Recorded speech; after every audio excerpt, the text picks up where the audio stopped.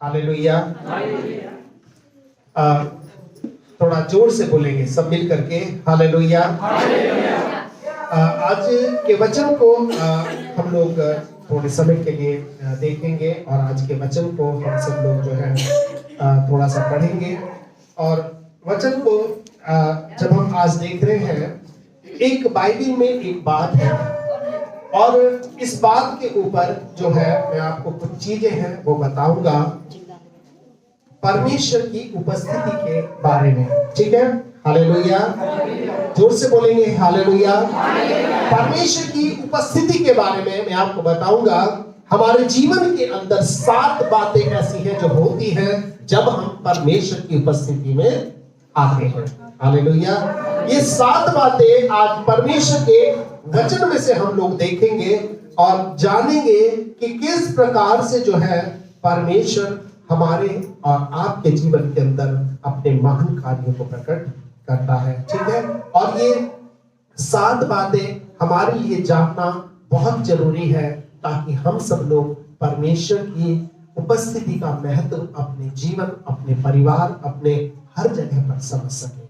Hallelujah. क्योंकि परमेश्वर की उपस्थिति के बारे में बाइबल में बहुत सारी ऐसी चीजें लिखी है और बहुत सारी ऐसी बात लिखी है कि जब परमेश्वर की उपस्थिति हमारे जीवन में होती है तो बहुत सारी चीजें होती है जो हमारे जीवन में होने लगती है, ठीक है। तो परमेश्वर के वचन में से हम थोड़ा समय के लिए मैं चाहूंगा सबसे पहले भजन संहिता 102 अध्याय और उसका 28 वचन हम लोग कोई जिसको मिल जाए वो पढ़ देगा, ठीक है। भजन संहिता उसका 102 अध्याय और उसका 28 वचन को सिर्फ एक ही वचन हम यहाँ से पढ़ेंगे और देखेंगे कि परमेश्वर जो है आज अपनी उपस्थिति के बारे में हमसे क्या बोलता है और क्या बात करता है। हाँ जी, क्या लिखा है? तेरे दासों की संतान बनी रहेगी, हाँ, और उनका वंश तेरे सामने स्थिर रहेगा। हाँ। भजन संहिता 102 और उसका 28। हाँ, दोबारा से थोड़ा पढ़ेंगे। दासों की संतान बनी रहेगी, तेरे दासों की संतान बनी रहेगी, हाँ, और उसका वंश तेरे सामने स्थिर रहेगा। और उसका वंश तेरे सामने क्या रहेगा? स्थिर रहेगा। कहाँ रहेगा? स्थिर, उसके सामने, उसके सामने। जब हम परमेश्वर के सामने होते हैं, जब हम परमेश्वर की उपस्थिति में होते हैं, तो सबसे पहली बात जो परमेश्वर हमारे जीवन में करता है वो ये करता है कि परमेश्वर हमारे जीवन के अंदर पर हम अपने जीवन के अंदर परमेश्वर और मनुष्यों के अनुग्रह को प्राप्त करते हैं, ठीक है। पहली बात, जब हम परमेश्वर की उपस्थिति में आते हैं तो हम अपने जीवन के अंदर परमेश्वर और मनुष्य के फेवर को, उसके अनुग्रह को क्या करते हैं? प्राप्त करते हैं, ठीक है। परमेश्वर और मनुष्य का जो फेवर है वो ये चीज होती है कि परमेश्वर भी हमसे प्रसन्न रहता है और मनुष्य भी हमसे क्या रहते हैं? प्रसन्न रहते हैं, ठीक है। सबसे पहली बात, जब परमेश्वर की उपस्थिति में हम लोग आते हैं तो परमेश्वर वास्तव में हमारे जीवन और हमारे परिवार को क्या करता है? अपनी आशीषों से भरता है, ठीक है। और बाइबल के अंदर एक वचन है उत्पत्ति की पुस्तक और उसका 39 अध्याय, उसको हम लोग जरा निकालेंगे। उसका सबसे पहले हम दूसरा वचन पढ़ेंगे, उसके बाद 21 पढ़ेंगे, उसके बाद हम 23 वचन पढ़ेंगे, ठीक है। उत्पत्ति की पुस्तक और उसका 39 चैप्टर और उस मतलब 39 अध्याय और उसका दूसरा वचन सबसे पहले पढ़ेंगे, फिर 21 पढ़ेंगे और उसके बाद हम 23 पढ़ेंगे। हाँ, क्या लिखा है? यूसुफ अपने मिस्री स्वामी के घर में रहता था। हाँ, तो यहाँ पर हम एक व्यक्ति के बारे में पढ़ते हैं जिसका नाम क्या है? यूसुफ है। और ये जो यूसुफ है ये एक ऐसी जगह पर रहता था कि जो कि इस्राएल की जगह नहीं थी। वो क्या था? मिस्र का इलाका था, यानी कि दुश्मन का इलाका था, ठीक है। और इसको जो है वहां से क्या किया गया था? यूसुफ को इस मिस्र के इलाके में इसके अपने भाइयों ने इसको क्या कर दिया था? आज पहुंचा दिया था, इसको बेच दिया था। और मिस्र के ये जो लोग थे इसको खरीद करके ले गए, क्योंकि उस जमाने में गुलाम लोगों को रखा जाता था। ये व्यक्ति इस जगह पर मौजूद है, लेकिन जिस जगह पर ये मौजूद था और चूंकि ये परमेश्वर का भक्त था, परमेश्वर का जन था, इसके साथ वहां पर परमेश्वर की उपस्थिति भी मौजूद रहती थी। हालेलुया। इसमें क्या लिखा है दूसरे वचन में? हाँ, यूसुफ अपनी मिस्री स्वामी के घर में रहता था। यूसुफ अपने मिस्री स्वामी के घर में, मालिक के घर में रहता था, क्योंकि ये उनका नौकर था। हाँ। और यहोवा उसके संग था। और बाइबल बताती है कि परमेश्वर उसके संग था, और इसलिए वह भाग्यवान पुरुष हो गया। इसलिए वो कौन भाग्यवान हो गया? नहीं, गलत बात है। उसका स्वामी जो था वो कौन हो गया? भाग्यवान हो गया, वो लकी हो गया। भाग्यवान का मतलब कि पहले उसके घर में जो नहीं था, अब उसके घर में वो फिर से दोबारा से आने लगा। हालेलुया। ये व्यक्ति चूंकि ये परमेश्वर का भय मानता था, ये परमेश्वर से डरता था, ये परमेश्वर का जन था, इसकी कोई बात नहीं ये कहां पर रहता था, लेकिन वहीं पर परमेश्वर की उपस्थिति मौजूद रहती थी। और वचन कहता है क्योंकि परमेश्वर की उपस्थिति इसके साथ रहती थी, पर ये जहां पर रहता था वो व्यक्ति भी क्या हो गया? भाग्यवान हो गया। हालेलुया। क्योंकि परमेश्वर इसके साथ में रहता था। और जब परमेश्वर आपके और हमारे साथ रहेगा तो ना सिर्फ परमेश्वर हमें भाग्यवान करेगा, हम जहां पर भी जाएंगे परमेश्वर वहां पर भी अपने फेवर को, अपनी आशीषों को उस स्थान के ऊपर रहने देगा। हालेलुया। फिर उसका 21 वचन भी पढ़ेंगे। पर यहोवा यूसुफ के संग रहा। और बाइबल कहती है कि वो परमेश्वर उस यूसुफ के संग रहा, उस पर करुणा की, और बंदी गृह के दरोगा के अनुग्रह की दृष्टि उस पर हुई। और बंदी गृह के दरोगा की दृष्टि उसके ऊपर है। वो एक गलत इल्जाम में जेल में चला गया था, लेकिन वहां पर भी जो वहां का दरोगा था उसकी क्या हुई? अनुग्रह की दृष्टि। यानी कि परमेश्वर तो खुश था ही, लेकिन लोग भी उससे क्या रहते थे? खुश रहते थे। इसलिए आपके और मेरे जीवन में परमेश्वर की उपस्थिति बहुत जरूरी है कि ना सिर्फ वो आपको आशीषित करेगी। अब इसका मतलब ये नहीं है कि परमेश्वर की उपस्थिति आपको जेल में नहीं जाने देगी, मुसीबत में नहीं जाने देगी। आप जहां पर भी रहोगे वहीं पर परमेश्वर लोगों को आपके फेवर में कर देगा। परमेश्वर इसको जेल में लेकर के गया था, लेकिन इस जेल के अंदर से इसको राजा के महल तक पहुंचना था। और परमेश्वर की उपस्थिति जो कि इसके साथ रहती थी, इसलिए परमेश्वर इसको वहां पर लेकर के गया। हाँ, थोड़ा 23 वचन को भी पढ़ेंगे। हाँ, बंदी गृह के दरोगा के वश में जो कुछ था, बंदी गृह के दरोगा के वश में जो कुछ था, क्योंकि उसमें से उसको कोई भी वस्तु देखनी न पड़ती थी, उसमें से कोई भी वस्तु उसे देखनी नहीं पड़ती थी, इसलिए कि यहोवा यूसुफ के साथ था, इसलिए कि यहोवा उस पर जो परमेश्वर था उस यूसुफ के साथ था, और जो कुछ वह करता था यहोवा उसको उसमें सफलता देता। और जो कुछ वो करता था उसमें परमेश्वर उसको क्या देता था? सफलता देता था। अब देखो, बंदी गृह का दरोगा कोई था, पर असली मालिक दरोगा कौन बन गया? ये बन गया। यानी कि उसने सारी चीजें किसके हाथ में सौंप दी थी? यूसुफ के हाथ में सौंप दी कि ठीक है भाई, मैं नाम का हूं पर काम का सिर्फ वही है। हालेलुया। तो सबसे पहली बात, जब हम परमेश्वर की उपस्थिति में आते हैं तो सबसे पहली आशीष हमारे जीवन में क्या मिलती है कि हमारे जीवन के अंदर परमेश्वर और मनुष्यों का जो फेवर है वो होने लगता है। कई बार हम लोग सोचते हैं कि परमेश्वर तो खुश रहना चाहिए जी, लोग भले हमें गालियां दे रहे हैं, लेकिन ऐसा नहीं है। परमेश्वर जब आपसे प्रसन्न रहता है तो लोग भी आपके लिए अच्छा बोलना शुरू करते हैं। क्यों? क्योंकि परमेश्वर का जो अनुग्रह है, बाइबल में लिखा है कि यीशु, लूका के 2 अध्याय में, कि यीशु मसीह डील में, डौल में, बुद्धि में, ज्ञान में बढ़ता चला गया और परमेश्वर और मनुष्य का अनुग्रह उसके ऊपर था। क्यों? क्योंकि उसके साथ परमेश्वर की उपस्थिति रहती थी। इसलिए आपको और मुझको परमेश्वर की उपस्थिति में रहना बहुत जरूरी है। और जब हम परमेश्वर की उपस्थिति में रहते हैं तो ऊपर से भी आशीषित होंगे और दुनिया से भी क्या होंगे, आशीषित होंगे। हालेलुया। ऊपर से परमेश्वर हमारे पर फेवर करेगा और यहाँ से जो संसार है वो हमारे लिए फेवर करेगा। फेवर का मतलब हमारा पक्ष लेगा, हमारे पक्ष में बोलेगा, हमारे पक्ष में चीजें होने लगेंगी और सफलता हमारे कदमों को चूमने लगेगी। हालेलुया। हमें सफलता के पीछे भागना नहीं पड़ेगा, लेकिन सफलता हमारे और आपके पास आकर रहेगी। हालेलुया। तो जब हम परमेश्वर की उपस्थिति में आते हैं तो सबसे पहली बात हमारे जीवन में क्या होती है, परमेश्वर और मनुष्यों का अनुग्रह हमें मिलने लगता है। और दूसरी बात जो मैं आपको बताऊंगा वो ये है कि परमेश्वर की उपस्थिति आपको आराम देगी और आपको संभाल करके रखेगी। ठीक है, परमेश्वर की उपस्थिति आपको आराम देगी और आपको संभाल करके रखेगी। निर्गमन 33 अध्याय उसका 14 वचन हम पढ़ेंगे।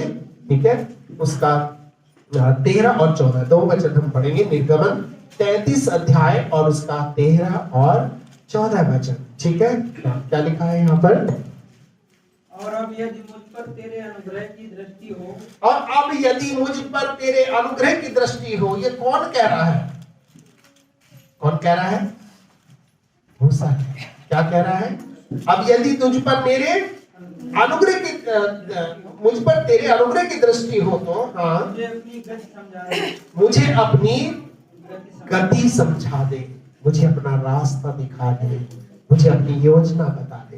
हाँ, आगे, जिससे जब मैं तेरा ज्ञान पाऊं तब तेरे अनुग्रह की दृष्टि मुझ पर बनी रहे। जब मैं तेरा ज्ञान पाऊं तब तेरे अनुग्रह की दृष्टि मुझ पर बनी रहे। और ध्यान रखना, परमेश्वर के अनुग्रह की दृष्टि हम पर जब बनती है जब हम परमेश्वर के बारे में ज्यादा जानने लगते हैं, हम समझने लगते हैं कि वास्तव में परमेश्वर कौन है। ठीक है, जब तेरे अनुग्रह की दृष्टि मुझ पर बनी रही। हाँ, आगे, हाँ, यह भी ध्यान रखी है, जाति तेरी प्रजा है। हाँ, ये जाति तेरी प्रजा है। हाँ, यहोवा ने कहा, मैं आप तेरे साथ चलूंगा, और मैं आप तेरे साथ साथ चलूंगा।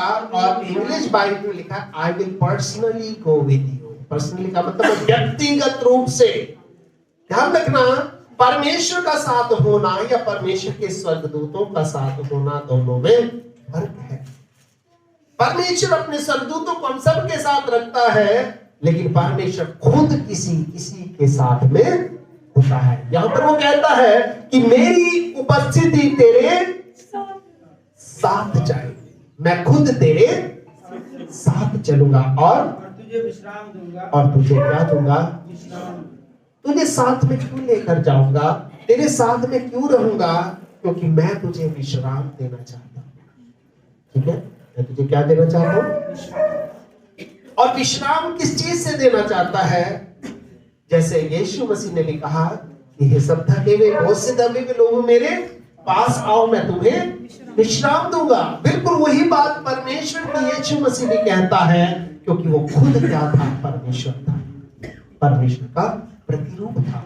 और इसलिए दूसरी बात, जब परमेश्वर के साथ हम चलते हैं तो व्यक्तिगत रूप से वो हमारे साथ में चलता है और हमें वो क्या देता है, विश्राम देता है। विश्राम का मतलब रेस्ट देता है। रेस्ट का मतलब हमारे माइंड को फ्री रखता है। ठीक है, हमारे दिमाग को फ्री रखता है। कई बार हम दुनिया में रहते हैं लेकिन हमारे दिमाग में कुछ ना कुछ चलता रहता है, क्योंकि हमारे जीवन में बहुत सारी चिंताएं होती हैं। हमारी नौकरी की चिंता, हमारे बिजनेस की चिंता, हमारे फ्यूचर की चिंता, हमारे बच्चों की चिंता, घर की चिंता, बहुत सारी चीजों की चिंता क्या है, हमारे ऊपर एक बोझ के समान बनी रहती है।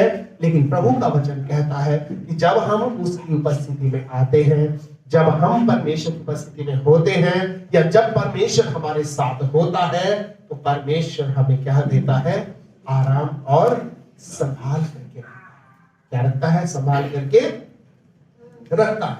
ठीक है, और थोड़ा सा मैं चाहूंगा कि हम लोग इसका पहला दूसरा जो इतिहास है उसको खोलेंगे। दूसरा इतिहास उसका 15 अध्याय और उसका 12 से लेकर 15 वचन तक हम लोग पढ़ेंगे। ठीक है, दूसरा इतिहास की पुस्तक उसका 15 अध्याय। ठीक है, हाँ, 15 अध्याय का 12 से लेकर 15 वचन तक हम पढ़ेंगे। जिसको मिल जाए वो थोड़ा इसको पढ़ देंगे, ठीक है। उन्होंने वाचा बांधी हाँ कि हम अपने पूरे मन और सारे जीव से हाँ अपने अपने पूर्वजों के परमेश्वर यहोवा की खोज करेंगे। हाँ, हम अपने पूर्वजों के ईश्वर यहोवा की खोज करेंगे। हाँ और क्या बड़ा क्या छोटा, क्या स्त्री क्या पुरुष, हाँ। जो कोई इस्राएल के परमेश्वर यहोवा की खोज ना करे हाँ वह मार डाला जाएगा। हाँ, आगे। उन्होंने जय जयकार के साथ तुरैया और नरसिंगे बजाते हुए हाँ। ऊंचे शब्द से यहोवा की शपथ खाई। हाँ, ऊंचे शब्द से यहोवा की शपथ खाई। हाँ यह शपथ खाकर सब यहूदी आनंदित हुए, हाँ क्योंकि उन्होंने अपने सारे मन से शपथ खाई हाँ। और बड़ी अभिलाषा से उसको ढूंढा। हाँ, बड़ी अभिलाषा से उसको ढूंढा। आगे। और वह उनको मिला और वो उनको मिला। हाँ। और यहोवा ने चारों ओर से उन्हें विश्राम दिया। और वचन में लिखा है कि यहोवा ने उनको क्या दिया? चारों तरफ से क्या दिया? विश्राम। एक इंसान के जीवन में सबसे बड़ा चीज है उस जीवन में विश्राम हो, उस जीवन में कोई चिंता ना हो, जो कि एक बहुत बड़ी बात है। पर जब हम परमेश्वर के पास आते हैं तो परमेश्वर हमें चारों तरफ से क्या देता है? विश्राम देता है। वो हमें शांति से भर देता है और वो हमें अपनी आत्मा से भर देता है। दूसरी बात, जब परमेश्वर की उपस्थिति में हम लोग आते हैं तो परमेश्वर हमें क्या देता है? विश्राम देता है, ठीक है। हमें संभाल करके रखता है। क्या देता है? संभाल करके रखता है। और तीसरी बात जो प्रभु के वचन में से हम लोग देखेंगे कि परमेश्वर हमारी अलौकिक रूप से, सुपरनैचुरली अलौकिक रूप से वो हमारी सुरक्षा करता है। हालेलुया। परमेश्वर अलौकिक रूप से क्या करता है? हमारी सुरक्षा करता है। और ऐसी जगह पर हमारी सुरक्षा करता है कि जहां पर हमारी सुरक्षा होने की कोई उम्मीद नहीं। भजन संहिता 23 अध्याय और उसके अगर 4 वचन को हम लोग पढ़े तो वहां पर क्या लिखा है? चाहे मैं घोर अंधकार से भरी हुई तराई में होकर चलूं तो भी हानि से नहीं डरूंगा, क्योंकि तू मेरे साथ रहता है। क्योंकि तू मेरे साथ रहता है। और आपने कभी घोर अंधकार से भरी हुई तराई को देखा है? नहीं देखा शायद।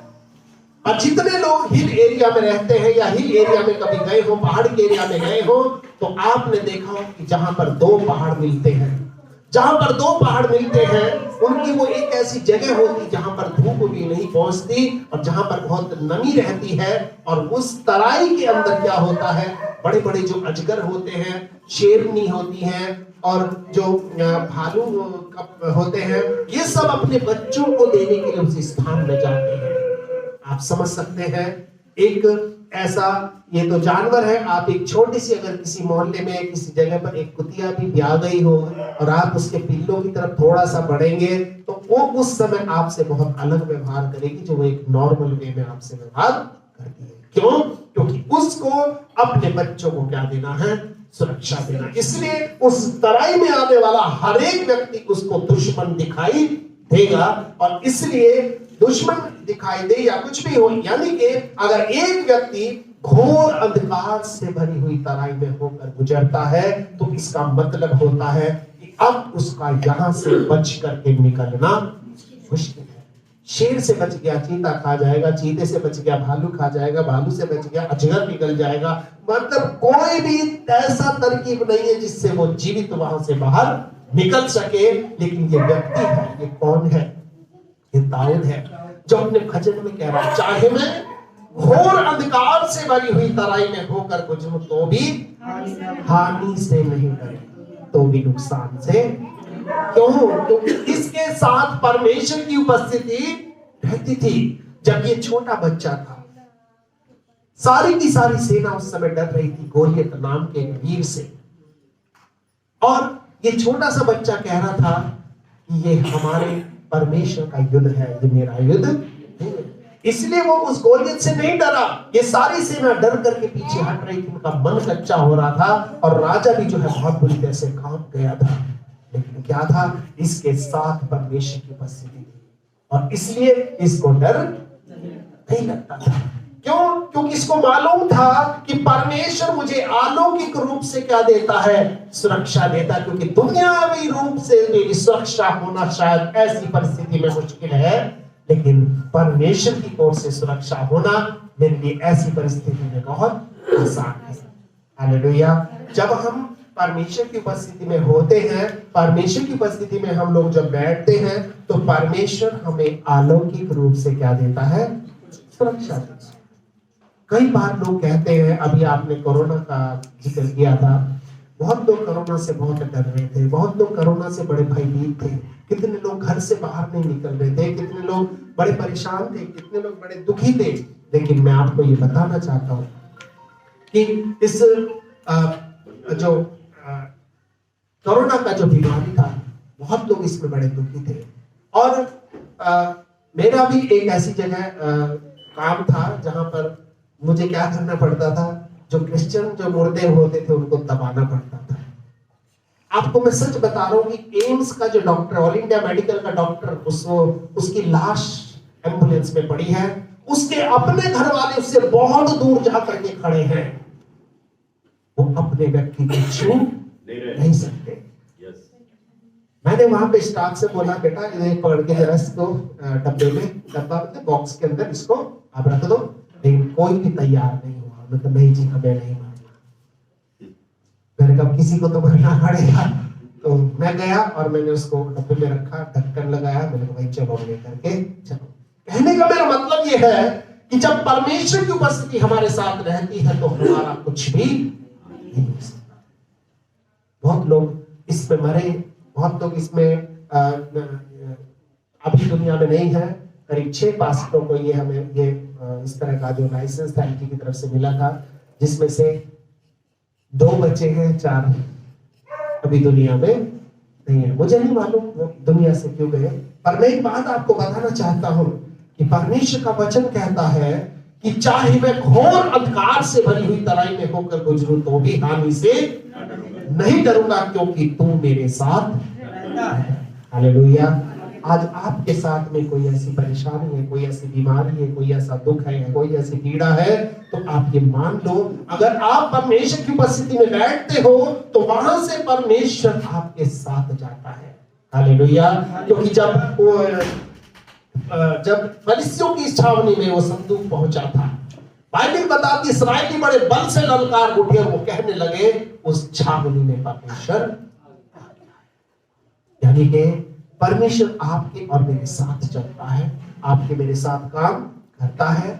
और इफिसियों की पत्री 6 अध्याय में ऐसा लिखा है, 2 कुरिन्थियों के 6 अध्याय में ऐसा लिखा है कि परमेश्वर का वचन कहता है कि मैं उनमें बसूंगा, उनमें चला फिरा करूंगा, वो मेरे लोग होंगे और मैं उनका परमेश्वर होऊंगा। तो परमेश्वर आपके बीच में चलना चाहता है, आपके अंदर रह करके वो दुनिया में काम करना चाहता है। और जब परमेश्वर आपके अंदर है तो बाहर की कोई भी चीज आपके खिलाफ नहीं खड़ी हो सकती।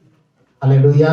इसलिए यहाँ प्रभु का वचन कहता है कि वो हमें अलौकिक रूप से सुरक्षा देता है। भजन संहिता उसका 91 और उसका 4 पद हम पढ़ेंगे। क्या लिखा है इसमें? परमेश्वर हमें सुपरनैचुरली अलौकिक रूप से क्या देता है? सुरक्षा देता है। मैं तुझे अपने पंखों की आड़ में, वो तुझे अपने पंखों की आड़ में ले लेगा। हाँ। तू उसके परों के नीचे शरण पाएगा, और तू उसके पैरों के नीचे क्या पाएगा? शरण पाएगा। ठीक है। इसका मतलब परमेश्वर आपको क्या देगा? अपने पंखों की आड़ में ले लेगा। पंखों की आड़ में लेने का मतलब आप समझ सकते हो। अगर आप कहीं गांव में गए हो, आपने मुर्गी को देखा हो, उसके छोटे छोटे से बहुत सारे चूजे होते हैं और मुर्गी एक खास आवाज निकालती है, वो आप भी समझ सकते हैं। और वो आवाज होती है खतरे की, और जैसे मुर्गी उस आवाज को निकालती है, सारे बच्चे बड़े सुंदर लगते जब एकदम से आकर उसके पंखों के नीचे छिप जाते हैं। और ये क्यों होता है? क्योंकि बाइबल में लिखा है जिस तरह से वो मुर्गी अपने बच्चों को पंखों तले छिपाती है, वैसे ही वो परमेश्वर हमें भी अपनी उपस्थिति में छिपा देता है। हालेलुया। और ये बच्चे कब भाग कर आते हैं? जब मुसीबत होती है, जब परेशानी होती है, जब कोई दिक्कत होती है, है, वो एक अलौकिक रूप से परमेश्वर उनको क्या देता है? सुरक्षा देता है। हालेलुया। और यशायाह की पुस्तक उसका 43 अध्याय को निकालेंगे, 1 से 3 वचन तक हम इसका पढ़ेंगे। यशायाह की पुस्तक 43 अध्याय और उसका 1 वचन से लेकर 3 वचन तक हम पढ़ेंगे। ठीक है, क्या लिखा है इसमें? हे इस्राएल, हाँ। तेरा रचने वाला, हाँ। और हे याकूब तेरा सृजनहार यहोवा अब यो कहता है कि हे इस्राएल, इस्राएल बोलने से हम सब लोग, इस्राएली कौन है? हम हैं। तेरा रचने वाला और तेरा बनाने वाला, यानी कि जिसने तुझे पैदा किया है, जिसने तुझे दुनिया में भेजा है, वो यूं कहता है क्या? मत डर क्योंकि मैंने तुझे छुड़ा लिया है। मत डर क्योंकि मैंने तुझे छुड़ा लिया। आगे, मैंने तुझे नाम लेकर बुलाया है और मैंने तुझे नाम लेकर के बुलाया है, तू मेरा ही है। तू मेरा ही है। क्या कहता प्रभु? कि तू मेरा ही। मेरा है, नहीं कहता मेरा ही है। फर्क है दोनों बातों में। मेरा है में मेरा ही है, वो इस बात पे जोर दे रहा है कि तू मेरा है। आगे, जब तू जल में होकर जाए, जब तू जल में होकर के जाएगा, मैं तेरे संग रहूंगा। मैं तेरे साथ साथ रहूंगा। और जब तू नदियों में होकर जब तू चलेगा, नदियों में से होकर के जाएगा, तब वे तुझे डुबा न तब सकेंगे। वो तुझे डुबा न सकेंगी। जब तू आग में चलेगा, जब तू आग में चलेगा, तब तुझे आँच न लगेगी, तुझे आँच नहीं लगेगी, और उसकी लौ तुझे जला न और सकेगी। उसकी जो लौ है वो तुझे जला न सकेगी। नहीं सकेगी। ठीक है, तो यहाँ पर परमेश्वर का जो वचन है वो ये बताता है कि जब हम परमेश्वर की उपस्थिति में रहते हैं, हम अलौकिक रूप से सुरक्षित हो जाते हैं। हम संसार की रूप से भी सुरक्षित हो जाते हैं और अलौकिक रूप से भी, यानी कि ऐसी प्रकार से हम सुरक्षित होते हैं कि जिसमें, जहां पर दुनिया की नजरों में कोई उम्मीद नहीं होती। हालेलुया। हम परमेश्वर के वचन में बहुत जगह पर ऐसा देखते हैं कि जब परमेश्वर ने अपने लोगों को जिंदा रखा है। डैनियल की जो पुस्तक है, अगर 3रा अध्याय हम लोग पढ़े, उसके 23 से 29 वचन में हम पढ़ते हैं कि डैनियल को कहां डाल दिया गया था? शेरों की मान में। ठीक है, डैनियल को कहां डाला गया था? ठीक है, और जब शेरों की मान में डाल दिया गया तो बाइबल हमें बताती है कि परमेश्वर चूंकि डैनियल के साथ उपस्थित था, इसका मतलब वो मान में वो डैनियल नहीं, उसके साथ परमेश्वर भी। हालेलुया। और इसीलिए मैं आपको उत्साहित करना चाहता हूं, आपके और हमारे जीवन में परमेश्वर की उपस्थिति बहुत महत्वपूर्ण है, और आपके और हमारे जीवन के अंदर परमेश्वर की जो उपस्थिति है वो बहुत जरूरी है। और जब हम परमेश्वर की उपस्थिति में होते हैं तो हम अलौकिक रूप से क्या हो जाते हैं? आशीषित हो जाते हैं। दुनिया के अंदर जो हमारे इंडिया में सबसे बड़ी सिक्योरिटी जेड सिक्योरिटी मानी जाती है, बड़े बड़े नेताओं को वो मिलती है, उतनी सिक्योरिटी में होने के बावजूद भी वो लोग सुरक्षित नहीं रहते। इतनी बड़ी सिक्योरिटी में रहने के बाद भी वो लोग सुरक्षित नहीं रहते। क्यों? क्योंकि वो दुनियावी तौर से तो सुरक्षित रहते हैं और ऊपर की तरफ से सुरक्षित नहीं रहते। लेकिन ध्यान रखना, हमारे साथ वो है जिसने पूरे संसार को बनाया है। हमारे साथ वो परमेश्वर है जो हमें अलौकिक रूप से क्या रखता है? सुरक्षित रखता है। और जैसे उसने डैनियल को शेर की मान से क्या किया? बचाया। और डैनियल के जो मित्र थे, शद्रक, मेशक और अबेदनगो, वो कहां थे?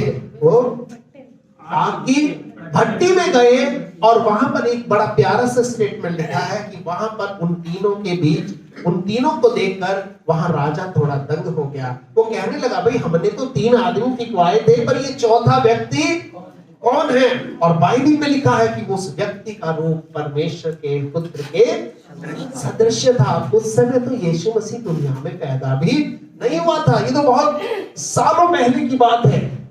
लेकिन ध्यान रखना, अगर आपके साथ कोई मामला है तो ये आपका नहीं, परमेश्वर का मामला है। ये सोच करके आपको दुनिया में चलना है। हालेलुया। ऐसा नहीं कि परमेश्वर आपको शेरों की मांद में नहीं जाने देगा, आपकी भट्टी में नहीं जाने देगा, लेकिन परमेश्वर वहां पर आपको अलौकिक रूप से क्या रखेगा? सुरक्षित रखेगा। लोगों के लिए गवाही वो बनाएगा। जब ये डैनियल था, जब ये आग की भट्टी में से इसके मित्र आग की भट्टी में से निकले, जब ये डैनियल शेर की मांद में से निकाला गया, तो वहां पर सारे लोगों को एक संदेश मिला था कि डैनियल का जो परमेश्वर है, दानियल का जो परमेश्वर है, वो सबसे बड़ा है।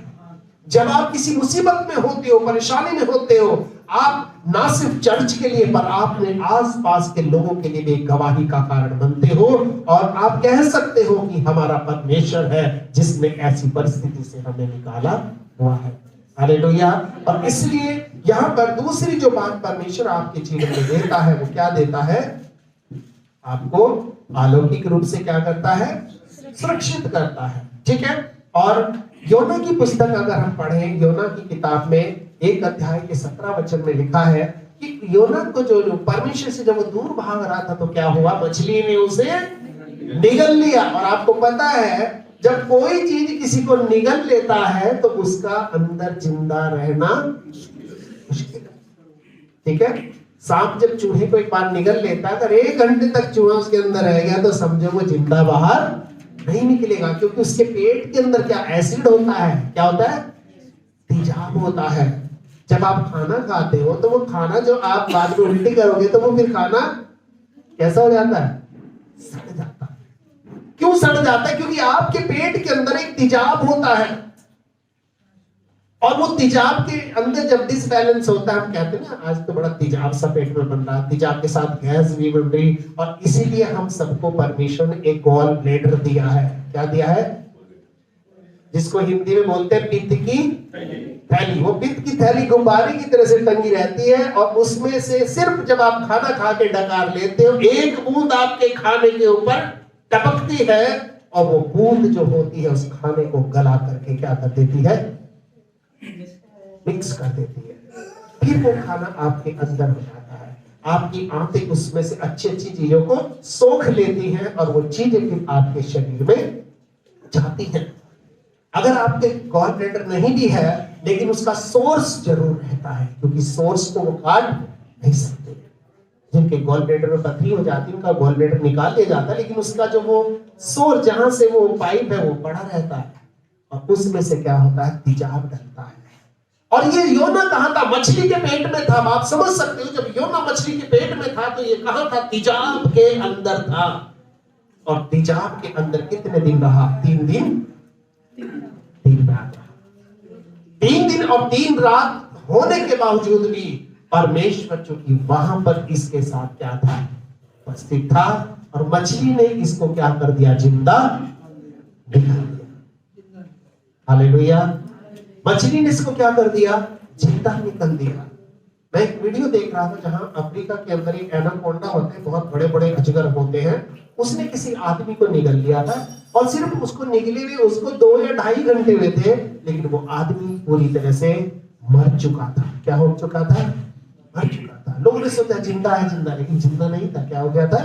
उसका शरीर भी एक अजीब तरह के केमिकल से जैसे काला नीला सा पूरा हो गया था। ठीक है। मैंने वीडियो में देखा था इस चीज को, पर मैं आपको ये बताना चाहता हूं कि ऐसी परिस्थिति में भी जहां पर इंसान का जिंदा रहना मुश्किल नहीं है, वहां पर भी परमेश्वर अपने लोगों को सुरक्षा देना चाहता है। और बिल्कुल परमेश्वर ने उस योना को वहां पर कैसे रख लिया था? जैसे कैप्सूल के अंदर दवाई रख लेते हैं। जैसे कैप्सूल के अंदर क्या होती है? जो जितनी कड़वी दवाई होती है उसको कैप्सूल में डाल करके दी जाती है। वो इसलिए दी जाती है ताकि खाने वाले का जीव खराब ना हो, ये गले से नीचे उतरने के बाद ही क्या हो? घुले। बिल्कुल उसी तरह से परमेश्वर ने भी क्या किया? अपनी आत्मा की सामर्थ के द्वारा उस योना को एक कैप्सूल की तरह से ढक लिया था। हालेलुया। और उसके शरीर के ऊपर तेजाब का भी निशान नहीं आने दिया। इसी तरह मैं आपको उत्साहित करना चाहता हूं कि आपके और मेरे जीवन में परमेश्वर की उपस्थिति क्यों जरूरी है। हमारे लिए दुनिया में सबसे बड़ी चीज है कि हम परमेश्वर की उपस्थिति में रहे, और उस परमेश्वर की उपस्थिति में क्या रहे? हम बने रहे। ठीक है। और चौथी बात, जब हम परमेश्वर की उपस्थिति में होते हैं, हम जल्दी जल्दी खत्म करेंगे। उसमें लिखा है तो परमेश्वर स्वर्ग के रहस्य हम पर क्या करता है? प्रकट करता है। स्वर्ग के रहस्य हम पर क्या करता है? प्रकट करता है। जब आप परमेश्वर की उपस्थिति में रहते हो तो परमेश्वर उन बातों को आपके जीवन के अंदर प्रकट करता है जो होने वाली हैं, जो होंगी, जो आपके आसपास चल रही हैं। क्योंकि कुछ चीजें हैं जो आप देख सकते हो और कुछ चीजें आप देख नहीं सकते। ध्यान रखना, दो तरह की नजर होती है, ठीक? दो तरह की नजर होती है। एक वो नजर होती है जो आंख खोल करके देखती है, एक नजर वो होती है जो आंख बंद करके देखती है। तो आप जब सोते हो तो क्या देखते हो? आंख बंद करके देखते हो। जब आप प्रभु की उपस्थिति में बढ़ते चले जाते हो तो क्या होता है? आपकी क्षमता बढ़ती चली जाती है। आप जब ध्यान में बैठे हो, परमेश्वर की उपस्थिति में बैठे हो, आपको बंद आंखों से भी सब साफ साफ दिखने लगता है। क्योंकि परमेश्वर जो है वो आपको, आपके जीवन के ऊपर स्वर्ग के रहस्यों को क्या करता है? प्रकट करता है। डैनियल के ऊपर भी वो प्रकट करता था, डैनियल के ऊपर प्रकट करता था। तो डैनियल क्या करता था? सपनों का अर्थ बताता था। लोगों को सपने दिखते थे लेकिन अर्थ वो बताता था। यूसुफ को भी क्या होता था? वो सपनों का अर्थ बताता था। और ये सपनों के अर्थ बताने के जो वरदान था, ये जो परमेश्वर के द्वारा दिया हुआ ये अलौकिक गुण था, इसी गुण ने इन दोनों को राजा के पास तक क्या कर दिया? पहुंचा दिया। हालेलुया। क्योंकि परमेश्वर जब कोई भी तोड़ा हमारे जीवन में देता है, कोई भी गुण, कोई भी वरदान जब वो हमारे जीवन में देता है तो वो इसलिए देता है ताकि वो हमें ऊंचाई पर पहुंचा सके। आपके जीवन में जो भी तोड़े आपको प्रभु की ओर से मिले हैं, और इस बात को आपको ध्यान रखना है, इन तोड़ों को हम जब ही बढ़ा सकते हैं जब हम परमेश्वर की उपस्थिति में रहते हैं, जब हम परमेश्वर की उपस्थिति में रहते हैं। और इसीलिए आप जो पांचवी बात है जो मैं आपको बताऊंगा कि जब हम परमेश्वर की उपस्थिति में रहते हैं तो पांचवी बात है, हम बल और सामर्थ से भर जाते हैं, या हम ये कहें कि हम हिम्मत और सामर्थ से भर जाते हैं। हिम्मत होने का मतलब फिर हमें डर नहीं लगता। और सामर्थ वो होती है, सामर्थ वो चीज होती है जो हमारी ऐसी जरूरतों को पूरा करती है कि जहां तक करने की हमारी सामर्थ नहीं है। कई बार हम कहते हैं ना जी हमारी सामर्थ तो नहीं, हमारी हैसियत नहीं है, हम ये काम नहीं कर सकते, ठीक है। कई बार हमारी हिम्मत जो है, हमारी हिम्मत हमारी सामर्थ पर निर्भर करती है। ध्यान रखना, अगर कोई व्यक्ति कहे कि ये सामने वाला प्लॉट खरीदना है तो अगर मेरे पास सामर्थ होगी तो मेरे पास हिम्मत भी होगी, नहीं, मेरे पास है और मैं इसको खरीद सकता हूं। इसलिए परमेश्वर जो है जब आप उसकी उपस्थिति में आते हैं तो वो आपको सामर्थ से भरता है सबसे पहले, और उसके बाद वो आपको हिम्मत से भरता है। सामर्थ का ये मतलब नहीं होता कि पवित्र आत्मा की सामर्थ आ गई जी आप भर गए, नहीं। सामर्थ का मतलब हर चीज में आपको वो ऊंचाई पर उठाता है ताकि आप हर चीज को जो है हिम्मत के साथ कर सको। हालेलुया।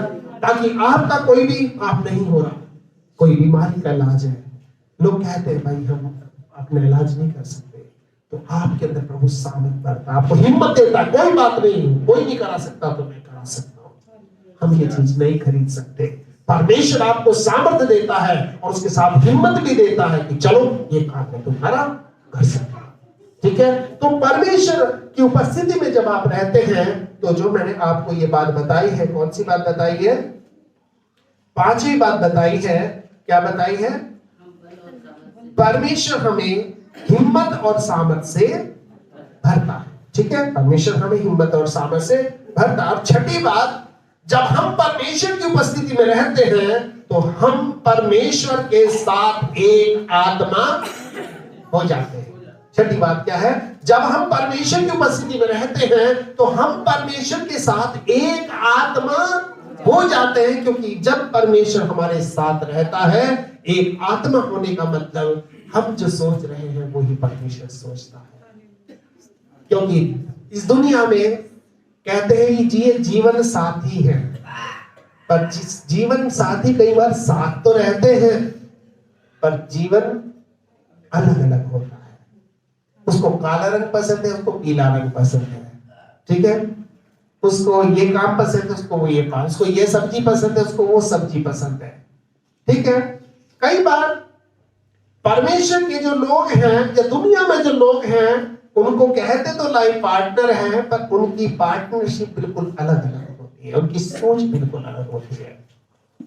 लेकिन परमेश्वर जब हमारे साथ पार्टनरशिप करता है, जब वो हमारे साथ रहता है, पार्टनरशिप का मतलब होता है हम दोनों का देखना एक है, हम दोनों के विचार एक है, हम दोनों एक बात पर सहमत हैं, हम दोनों की पसंद एक है, नापसंद एक है। बिल्कुल उसी तरह से जब आप प्रभु की संगति में रहते हैं तो आप परमेश्वर के साथ एक आत्मा हो जाते हैं, और जब परमेश्वर के साथ आप एक आत्मा हो जाते हैं, उसी वक्त जो वचन आपके मुंह से निकलता है वो जीवित वचन बन जाता है। और इसलिए यीशु ने कहा, जो भी कुछ तुम प्रभु से, जो भी कुछ तुम प्रार्थना में मांगोगे वो सब मैं तुम्हें दूंगा। क्यों देगा? क्योंकि उसको मांगने से पहले आपको परमेश्वर के साथ एक आत्मा होना पड़ेगा। जो परमेश्वर सोच रहा है आपको भी सोचना है, जिस चीज से वो सहमत है आपको भी सहमत होना है, जिस चीज पर वो गलत मानता उसको आपको भी गलत मानना है, जो चीज उसे पसंद नहीं हुआ आपको भी पसंद नहीं होना चाहिए। तब परमेश्वर के साथ जब आप एक आत्मा हो जाते हैं तो समझ लो उस समय परमेश्वर आपके अंदर खुद अपने काम को करना शुरू कर देता है। सातवीं बात जो मैं आपको बताऊंगा कि परमेश्वर की जो उपस्थिति है वो आपको क्या करती है? सिद्ध करती है।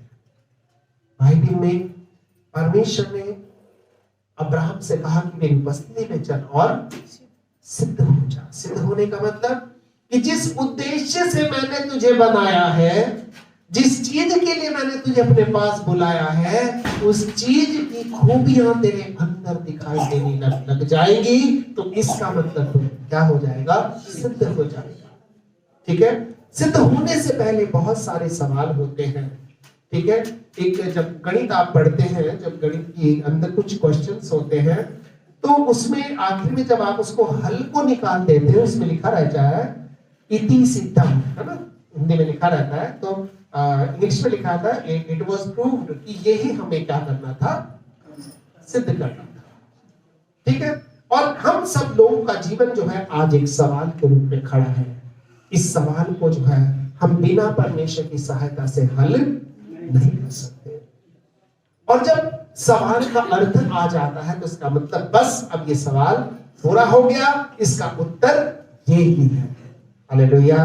आप सबके जीवन में परमेश्वर ने एक सवाल बनाकर हमको छोड़ा है, लेकिन परमेश्वर आपके और हमारे जीवन को आशीषित करके अपनी महिमा के लिए इस्तेमाल करना चाहता है।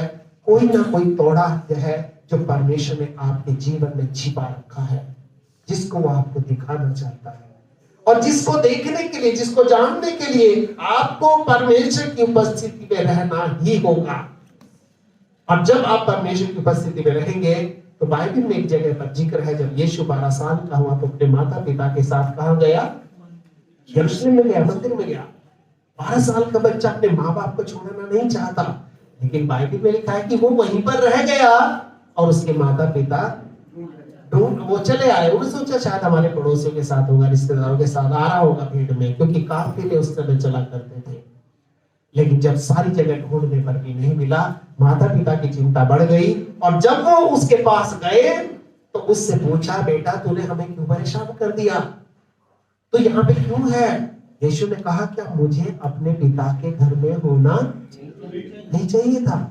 इसका मतलब उसका जो लगाव था, उसका जो विचार था, वो वहां परमेश्वर के साथ जुड़ा हुआ था, परमेश्वर उसके साथ था, इसलिए उसको माँ बाप की चिंता नहीं थी। उसको खाना कहां से आएगा चिंता नहीं थी, कपड़े कौन पहनने के लिए देगा चिंता नहीं थी, वो मैं भीड़ में खो जाऊंगा तो चिंता नहीं थी। और उस जमाने में लोगों का खोया जाना बड़ा ही आम बात थी। आप बहुत पुरानी पिक्चरों में देखते होंगे कि एक एक्टर थी नीरू रॉय, जानते हो? हमेशा कोई फिल्म ऐसी नहीं थी जिसमें उसके बच्चे ना खोते हो। सारी फिल्मों में उसके क्या हो जाते हैं? बच्चे खो जाते हैं, और वो कब मिलते हैं? जब बच्चे बड़े हो जाते हैं, हीरो बन जाते हैं। यानी कि पुराने जमाने में अगर किसी का बच्चा खोया जाता था तो मिलना बड़ा मुश्किल हो जाता था। इसी तरह से यीशु मसीह भी यहाँ पर एक तरह से खोया गया था, लेकिन नहीं, क्योंकि परमेश्वर उसके साथ था। परमेश्वर उसको कभी नहीं, वो उसको सिद्ध बना रहा था। और बाइबल बताती है कि वहां पे शास्त्रियों और फरीसियों से वाद विवाद कर रहा था, किसको लेकर? परमेश्वर के वचन को लेकर उनसे बहस कर रहा था कि क्या सही है, क्या गलत है। और इसीलिए मैं आपको बताना चाहता हूं, जब आप परमेश्वर की उपस्थिति में बैठते हो तो परमेश्वर आपको सिद्ध बनाना शुरू कर देता है। इसलिए आपका और मेरे लिए थोड़े समय के लिए परमेश्वर के चरणों में बैठना, थोड़े समय के लिए परमेश्वर की उपस्थिति में आना, ये कोई छोटी बात नहीं है, ये एक बहुत बड़ी बात है। और परमेश्वर ये चाहता है कि दुनिया के कामों से थोड़े समय के लिए सारा कुछ छोड़कर हम अपने परमेश्वर के चरणों में बैठे, अपने परमेश्वर की बातों को सुने, अपने परमेश्वर की बातों को जाने, क्योंकि परमेश्वर ही है जो जानता है हमारे जीवन का सही मतलब क्या है, क्यों परमेश्वर ने आपको और मुझको चुना है। और इसलिए क्योंकि परमेश्वर ने आपको और हमको चुना है, इसलिए ये 7 अद्भुत चीजें हैं जो अभी मैंने आपको बताई कि जब हम परमेश्वर की उपस्थिति में आते हैं तो समझो हम परमेश्वर के पास आते हैं और परमेश्वर फिर हमारे अंदर आता है। हालेलुया। परमेश्वर हमारे पास में नहीं रहता, वो फिर हमारे अंदर आ जाता, वो हमें चलने फिरने लगता है, वो हमें काम करने लगता है, हमारे जीवन को आशीषित करने लगता है। और इसीलिए परमेश्वर जो है आज हम सबको ये बात कहता है कि क्या ही धन्य है वे जिनको तू चुनकर अपने समीप आने देता है, ताकि वो तेरे आंगनों में वास करे और हम तेरे भवन के अर्थात तेरे पवित्र मंदिर के उत्तम उत्तम पदार्थों से तृप्त होंगे। तृप्त होने का मतलब सेटिस्फाई होंगे। और इसलिए आज हम सब लोग जो यहाँ पर आए हैं, परमेश्वर के चरणों में हम लोग बैठे हैं, हम इन बातों को ध्यान रखने कि आपका और मेरा थोड़े समय के लिए परमेश्वर के चरणों में बैठना ये एक बड़ी आशीष की बात है। हम यहाँ से बड़ी बरकतों को लेके जाते हैं जो दिखाई नहीं देती पर आने वाली जिंदगी में हमारे काम आती है, और जिनको लेकर के हम ये कह सकते हैं कि प्रभु हम हमेशा आगे की तरफ बढ़ते जा रहे हैं, हम हमेशा आगे की तरफ जा रहे हैं और हमारे जीवन को वो परमेश्वर वचनों के द्वारा आशीषित करे। आइए अभी समय होगा कि हम सब लोग थोड़े समय के लिए अपनी आंखों को बंद करेंगे और अपने सर को परमेश्वर के चरणों में हम लोग झुकाएंगे। हम लोग इस समय प्रार्थना करेंगे। हमारे सर्वशक्तिमान परमेश्वर, तेरे वचन में से अभी हमने 7 बातें देखी जो तेरी उपस्थिति में आने से होती है। पहली बात, परमेश्वर जब हम तेरी उपस्थिति में आते हैं तो हम तेरा और मनुष्यों का अनुग्रह पाते हैं। दूसरी बात, तेरी उपस्थिति हमको आराम देती है और संभाल करके रखती है। तीसरी बात, हमारी वो अलौकिक रूप से सुरक्षा करती है। और चौथी बात, भी स्वर्ग के रहस्य, स्वर्ग के जो गुप्त बातें हैं वो हम पर प्रकट होनी शुरू हो जाती है। पांचवी बात, तेरी उपस्थिति हमें हिम्मत और सामर्थ्य से भर देती है। छठी बात कि परमेश्वर तेरे साथ उस समय हम एक आत्मा हो जाते हैं। और 7वीं बात, प्रभु तेरी उपस्थिति हमको सिद्ध करती है। पिता परमेश्वर, मैं इस समय तेरे दास होने के नाते प्रार्थना करता हूँ, तेरे इस वचन की आशीष प्रभु सबों के जीवन में काम करे। पिता, यहाँ पर उपस्थित हर एक भाई बहन, बच्चा और बुजुर्ग जिसने भी प्रभु तेरे इस वचन को सुना है, उसने प्रभु तेरी आवाज को सुना है, और जो तेरी आवाज को सुनता है प्रभु परमेश्वर, वो अपने जीवन में तेरी बरकतों को प्राप्त करता है। पिता परमेश्वर, तेरा वचन कहता है यदि तुम आज उसका शब्द सुनो तो अपने हृदय को कठोर मत करो। हाँ प्रभु, हम नम्र होकर, दीन होकर तेरे इस वचनों को अपने जीवन में ठान ले और इसको मान ले कि प्रभु दुनिया में चाहे कुछ भी हो जाए, मैं समय पर तेरी उपस्थिति में पहुंचूंगा। दुनिया में चाहे कुछ भी हो, मेरा काम हो, चाहे वो मेरे बिजनेस का मामला हो, चाहे वो कोई और मामला हो, प्रभु मैं हर बातों को छोड़कर तेरी उपस्थिति को महत्व दूंगा, तेरी सामर्थ को प्रभु मैं महत्व दूंगा, क्योंकि तेरी उपस्थिति में आनंद की भरपूरी है प्रभु, और तेरे दाहिने हाथ में सुख सर्वदा बना रहता है। हाँ पिता, इसलिए आज हम यहाँ पर तेरी उपस्थिति में आए हैं। आने वाले हम नहीं हैं, लाने वाला प्रभु हमें तू है, क्योंकि प्रभु जब तक तू ना चाहे कोई भी तेरे पास नहीं आ सकता। और आज जब हम तेरे पास आए हैं प्रभु, हम इसलिए आए हैं ताकि प्रभु तेरी आशीषों को हम अपने जीवन में प्राप्त कर सके और अपने जीवन को इस दुनिया में एक आशीषित जीवन बना सके, और ना सिर्फ अपने लिए पर और भी लोगों के लिए हम एक आशीष का कारण बन सके। हाँ पिता, हम इस समय प्रार्थना करते हैं हर एक भाई बहन बच्चे बुजुर्ग कोई भी प्रभु अपनी किसी समस्या से आया है, किसी दुख से या पीड़ा से यहाँ पर मौजूद है, प्रभु परमेश्वर हम जानते हैं कि तेरी उपस्थिति में एक उपाय किया जाएगा। तेरे वचन में लिखा है कि परमेश्वर की उपस्थिति में हमारी हर समस्या का हल किया जाएगा। क्योंकि प्रभु तेरे पर्वत पर उपाय किया जाता है, तेरी उपस्थिति में उपाय किया जाता है। पिता, हम सब कुछ आपके हाथ में सौंपते हैं और ये प्रार्थना करते हैं जब ये वापस अपने घरों को जाते हैं, तेरी उपस्थिति चलकर इनके साथ इनके घरों में जाए, और जब इनके कदम इनके घरों में पड़ते हैं प्रभु, वहां पर तेरी बरकतें तेरी आशीषें बहने लगे। इनके हाथ के कामों को अपनी आशीष से भर प्रभु जी, और अपनी अलौकिक सुरक्षा को इनके जीवन में तू बहने दे प्रभु जी। पिता, इनके जीवन में अपने महान कार्य का प्रकट करे, और भी इन सबों को आप आशीष दे, और अपनी महिमा सेवा के लिए इनको आप और भी ज्यादा इस्तेमाल करें। हम सब आदर महिमा आपको देते हैं और सब कुछ आपके हाथों में सौंप देते हैं, और धन्यवाद देते हैं पिता, क्योंकि आपने हमारी प्रार्थना को सुना है।